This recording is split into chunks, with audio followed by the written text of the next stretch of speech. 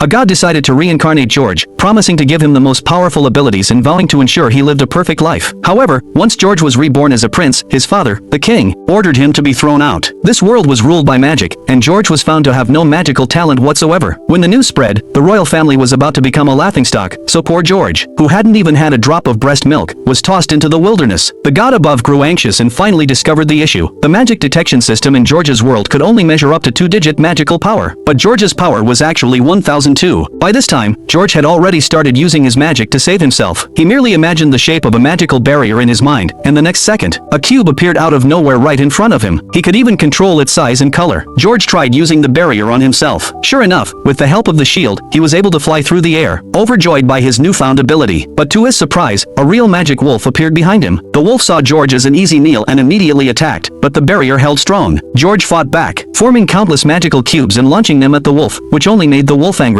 Determined to end the fight, George fixed the barrier to a tree trunk, uprooted the entire tree, and hurled it at the wolf. It only caused the wolf minor damage. Realizing his power wasn't enough, George decided to raise the earth itself. The magic wolf, seeing this, froze in fear and immediately begged for mercy. When it spoke, George was shocked it was talking. However, since George was still a baby and couldn't speak yet, the wolf was puzzled. It sensed that the baby's body contained a much higher consciousness. George quickly figured out a solution. He turned the barrier into a shape that mimicked vocal cords and placed it on his throat so he could speak. The wolf, curious, asked who George truly was. George confidently replied, "I am the Demon King." Hearing this, the wolf immediately bowed down and surrendered, offering to sign a contract to become George's pet. As soon as the contract was sealed, George suddenly felt extremely drowsy. After all, his baby body just couldn't handle all the magic. Now, all George wanted was to drink milk, but that was something magic couldn't fix. At this moment, the magic wolf seemed to understand. It began shrinking, its body transforming until it had human arms and legs. Unexpectedly, this made George, who had been single for 30 years in his previous life, blush bright red.